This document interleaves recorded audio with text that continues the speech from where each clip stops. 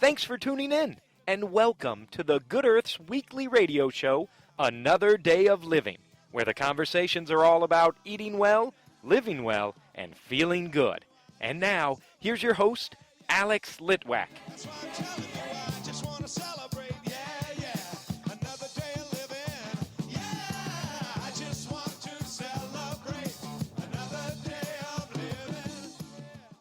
I'm hanging out with Deb McClure-Smith. Hi, Deb. Hey, Alex. So our topic today is something that I find to be a little odd. Well, believe me, I thought the same before I ever started doing it. Yes, so it's oil pulling. Yes, and before I started doing oil pulling, if you had ever told me I would be quiet for 20 minutes doing this oil pulling, I would have laughed and said, no way. Of course, that would be a big challenge for either one of us. Yes. But you know what? I've been doing it for about a year, and I will tell you, I love it. Really? Yes. And I can't tell you I've noticed dramatic differences, but I think it's really helped my dental hygiene. And, I've always been really good about brushing and flossing, but I'd always read about oil pulling and how good it is for you. And since I've had a lot of dental work, I figured anything I can do to help my teeth is a good thing, and my gums. It is so important to get rid of the bacteria in your mouth. Yes. Because it's going to have an impact potentially on your heart. Yeah, and yes, because your gums and your heart are directly related. If you have gum problems, 90% of the time you have heart issues too, because of the circulation, that connection there. And the wonderful thing about oil pulling, it helps your whole body detox. It removes bacteria, toxins, and even helps to get rid of parasites that can be in your mouth. Yuck. Yes, I know. Not good. It can help your sinuses. It encourages the whole lymph system to move toxins out of your body. So, it's just great overall health. I had a dentist say to me, there's no way that oil pulling can work because you're just swishing around an oil that has picked up the bacteria, but you're still swishing it around for 20 minutes. So they said that it couldn't be effective. So what would you say to that? On one hand, they're correct in that you're just swishing it around in your mouth, but you spit it out. So it's like it takes that long. If you only swish it around for 1 minute, you're not going to loosen anything up and pull anything out between your teeth and your gums, in your throat and your mouth. So the thing that I noticed when I first started oil pulling, my teeth and gums became kind of sensitive.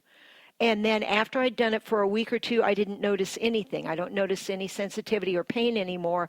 But I can just feel that, my gums feel healthier.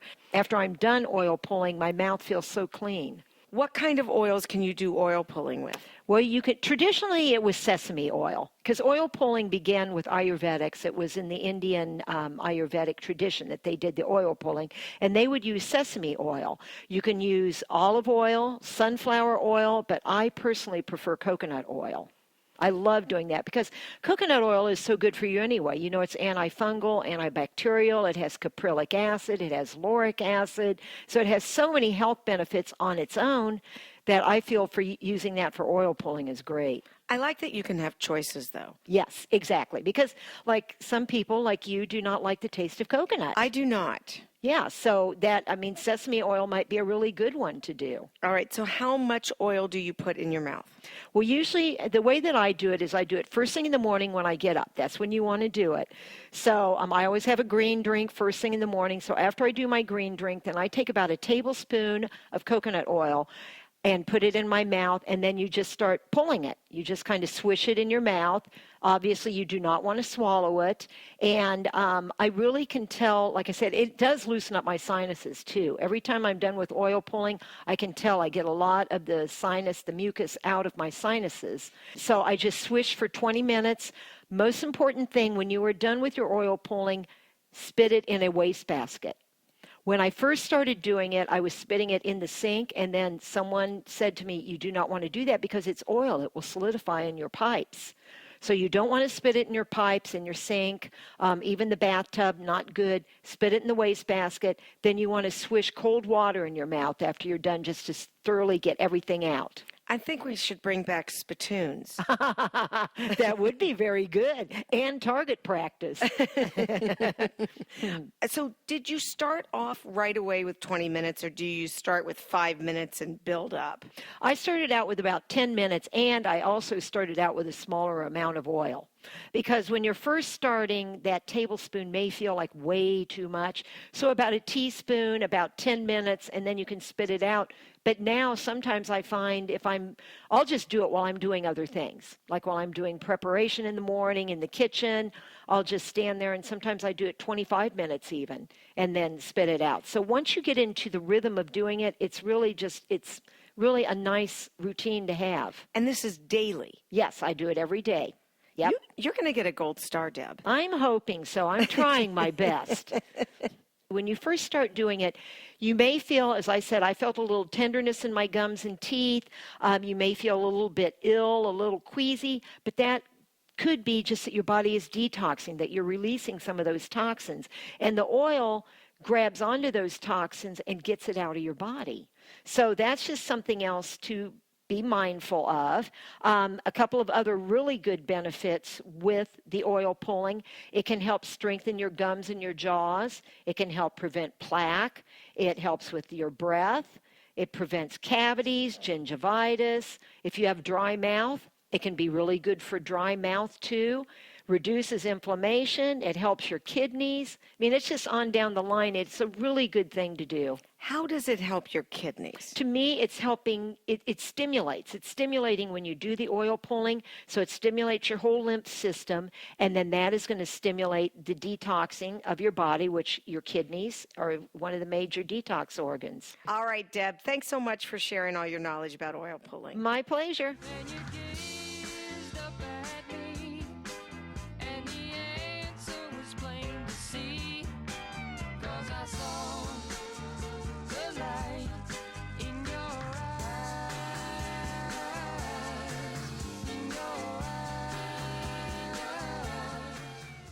The Good Earth Natural Food Company is celebrating its 46th year as Indy's original source for organic foods, high-quality supplements, toxin-free body care products, therapeutic herbs and teas, cooking spices, essential oils, healthy shoes, and so much more. Our experienced staff is here to help you choose from over 20,000 items in our lively home in the village of Broad Ripple. We're open Monday through Saturday, 9 a.m. to 8 p.m., and Sundays, 11 a.m. to 6 p.m. And our website is good-earth.com.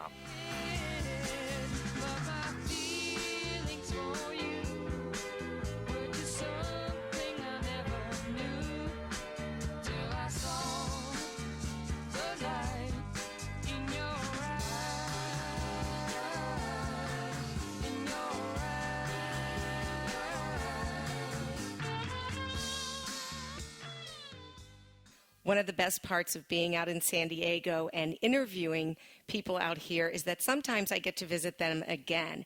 And with me today is Dr. Jonathan Smith. He was born in Zimbabwe. He went to medical school in Cape Town, South Africa. He was on the world-renowned heart surgeon Christian Barnard's team. He came to the United States, went to the Cleveland Clinic, and worked for many years. And then he moved to beautiful downtown San Diego. And we talked last year about his company called Healthier is Wealthier. Welcome, Dr. Smith. It's my pleasure to be with you again. Things have changed in California. Things have changed dramatically in California. There are all kinds of things going on. From my point of view, I don't think that people are really getting the message of healthier is wealthier, which is unfortunate. People are divided into 4 different categories according to how quickly they respond to changes. This is based on Rogers' diffusion of information model. And the first 16% of the population, I've got a new idea, I'm in. They're in immediately. And then there are the early adapters, another 14%. They take a couple of weeks to get over the shock of a new invention. Then the late adapters take a month or two. And finally, there are the laggards. And there is nothing you can do to change a laggard's mind. And the laggards are the higher percentage. The laggards are a higher percentage. They will not change no matter what. But here we are in Southern California, and California in general has been more progressive about health and wellness than I think most other states. Are you telling me that's not the case? It is the case. For those people who are interested, there is a higher percentage of people who are the innovators and early adapters. I believe that in California. There is still a mix of the population, and a lot of people I find are either afraid of changing or don't know about changing. Or, I don't want to change, I'm used to what I'm doing. And it takes a lot for them to even get themselves to find health care no matter how ill they are. I'm faced with a monumental task of educating people, and then the money factor comes in. Always. The money factor messes with everybody's head. I can't take time off to change. I don't want to change in case I lose my job. I may run short of energy and make a mistake. A million and one excuses of why people resent change. I think they're afraid. Yes, fear is a big factor. Fear of what we don't know is fearful. And the other issue, which I've talked about with many practitioners on this show, is that people get stuck in their story. It's so much easier just to stay unhealthy. It's the devil you know. And they won't say, I'm healthy, I'm okay. How are you? I'm okay. Denial, denial, denial. Are you really okay? Well, what do you mean okay? And then they start getting a little bit edgy. And the other thing that's going on is the economy. So if I go look for health care, I've got to pay my copay. It's going to show up on my insurance. I have got to pay higher insurance rates, which means that I won't seek the care that I need, which then leads me to, a friend of mine told me I could get rid of this headache by using cannabis. And there, the two specialties come together of what I'm involved in. And it's remarkable that a lot of people who get into that state. Let me first give you an example of somebody that I came across at the cannabis clinic. A patient arrived and was on 18 prescription medications, the first 9 of which were to counteract the side effects of the second 9. So here is somebody who is in the conventional healthcare system, is being seen by physician after physician after physician because they run in shifts. Each one is saying, oh, did that work? No, that doesn't work. Do this one. And so it all accumulates at God knows what cost. And there are side effects for all of these, for which this is all being treated at, again, God knows what costs. And the patient has no life other than to take pill after pill. And that's no life at all. And they are not improving. And my question from my background is, why? What are you being treated for? Are you being treated for a particular thing which requires all of that medication? You have so many diseases and each one is being treated separately. Or like this particular patient where I didn't know what they were being treated for, the drug or the effects of the drug, and came in and started using cannabis, and then within a couple of months was on nothing except cannabis and was feeling fine. Were the issues this person had lifestyle-related issues? There could have been. Some of them. Eventually they do become lifestyle-related issues because they're sick and tired of the medication, which is having an effect, and they take this pill and there's a side effect, so they get this pill for the side effect, and then this pill, and it's a craziness. And the healthcare profession may be responsible because they're simply pill pushers. There's no consistency in the big medical organizations of, are you seeing the same physician? No, I saw somebody different that time because he wasn't there, so they gave me to see him.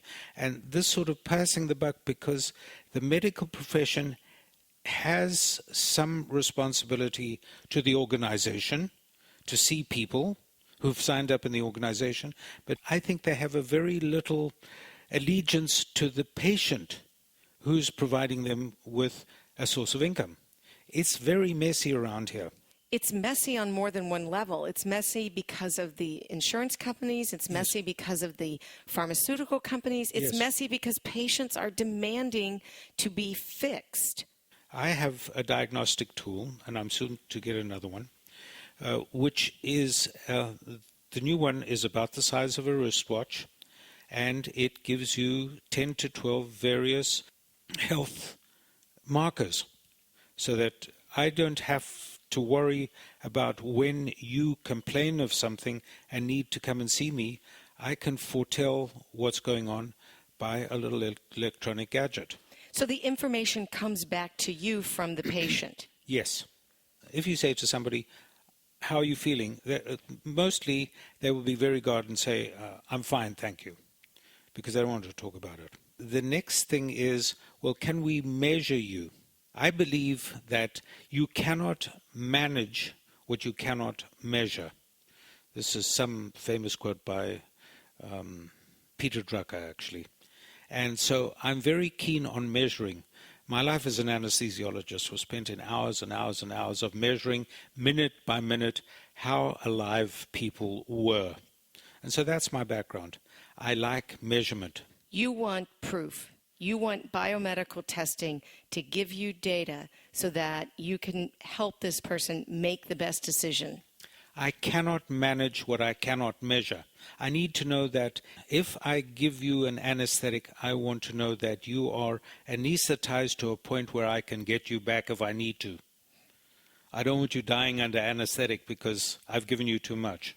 Measurement to me is vitally, no pun intended, important to managing wellness instead of just treating illness. So what are the tests that you want? There are nowadays little devices which measure EKG continuously, measure pulse rate, measure oxygenation, measure the chemicals that are in your blood, the electrolytes and things like that. And I learned that they're now doing oxygen saturation in your blood continuously all the time and recording it. And that is valuable data.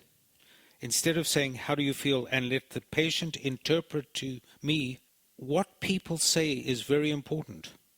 Two people can walk through that door with the same complaint. I have a pain in my wrist. And from one patient, it may mean something, which is I smashed my wrist.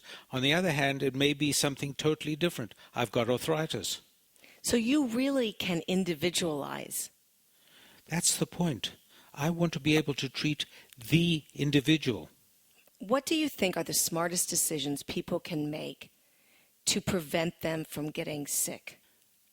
The smartest one of all is to be aware of yourself and how well you are and when you are shifting away from that point.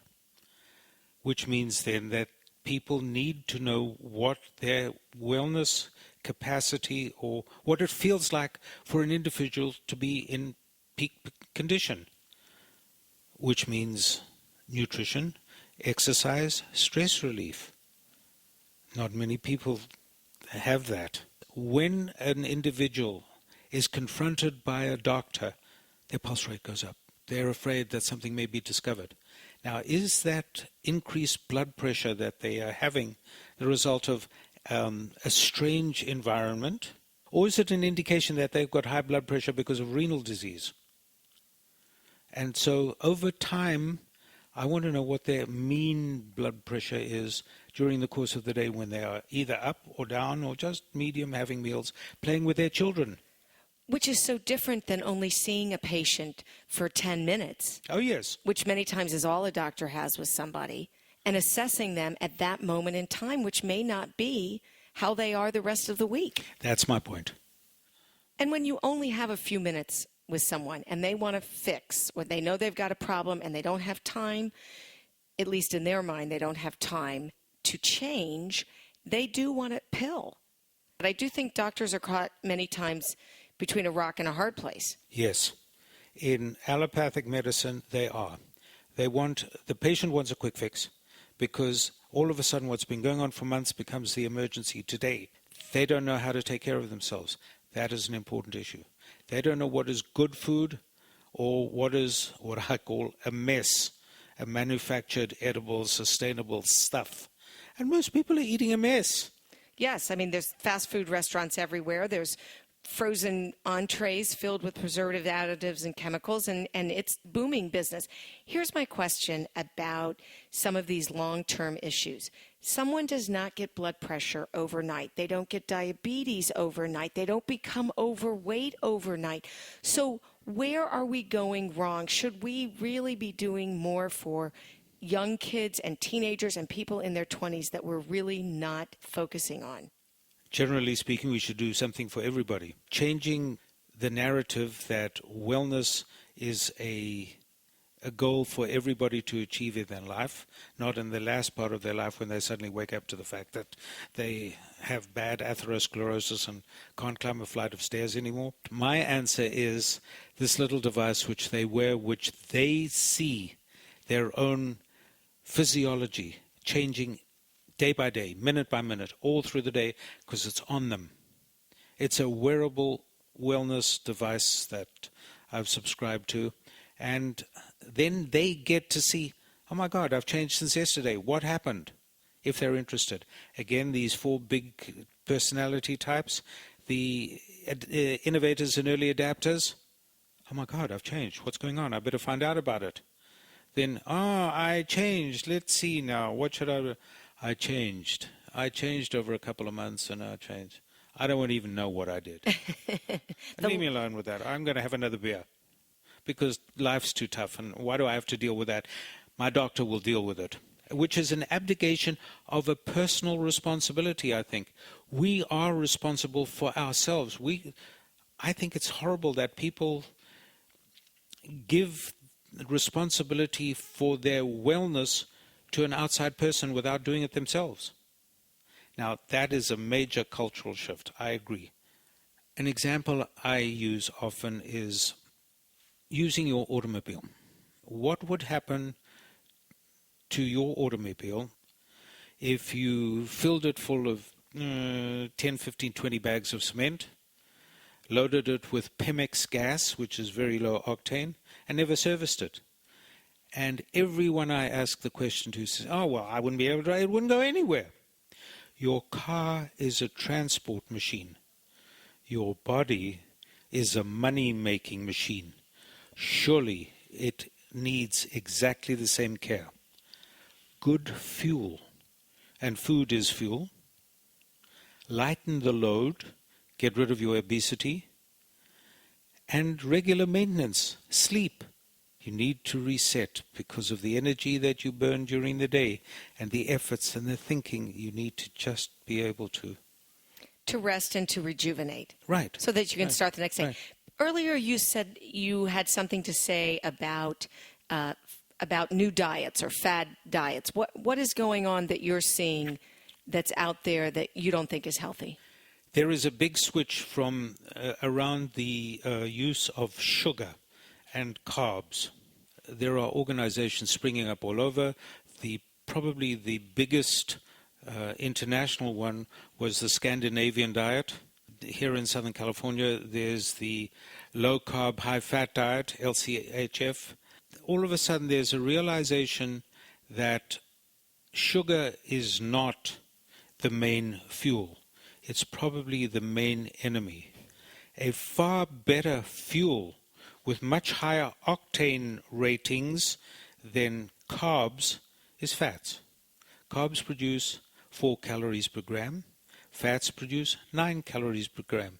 So you need half the amount of fat to get the same amount of octanes if you're talking about the car. I think we all know that sugar is the evil enemy. Mm-hmm. It is not a good food. It is addictive. It has no nutritional value, and it creates inflammation. And fat is your friend. Yes.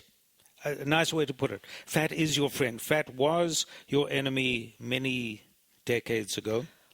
Well, the fact to me that there's still margarine in the grocery store is astounding.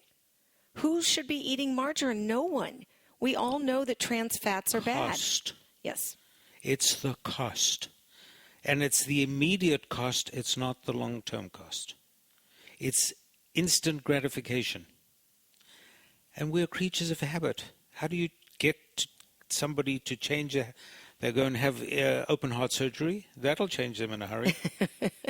But the healthcare profession won't allow everybody to have open heart surgery unless you can pay for it, which is the health insurance company which is feeding into this thing, and the copays and stuff like that.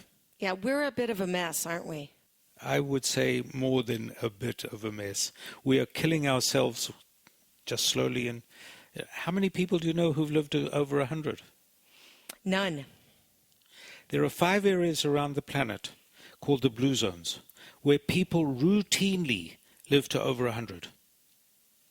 And they have 4 things in common. Eat smart, which is low carbs, a minimum amount of exercise, nutrition, stress relief.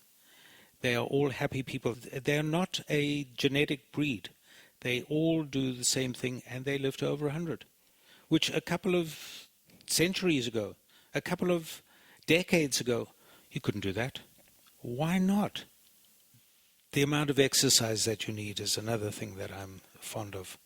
The official exercise requirements for employees of the state of Maine: sit for 60, move for 3, which means if you're sitting at a desk for 60 minutes, you get up and you move around for 3. Now, we're not talking about heavy calisthenics. We're not talking about striding it out and run around the block a couple of times. Move. Move around here, move around this room, stretch your arms, just move. We're a much more sedentary society than we used to be. Get up and move. We are supposed to move. So, Dr. Smith, once again, a lovely conversation, as always. If someone is interested in contacting you, your website is? Healthier is Wealthier and Associates. Thank you so much for being on the show. It's a great pleasure.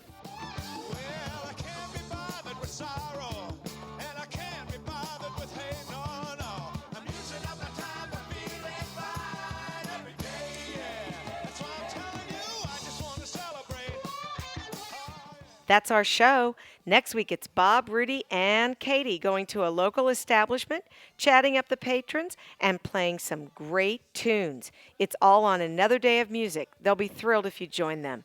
Also, we hope you'll like us on Facebook and check out our new website, goodearthradio.com. Thanks so much for tuning in. This is Alex Litwack. Have a great week. The happiest half hour of your day has been brought to you by the Good Earth Natural Food Company, keeping Indy healthy since 1971.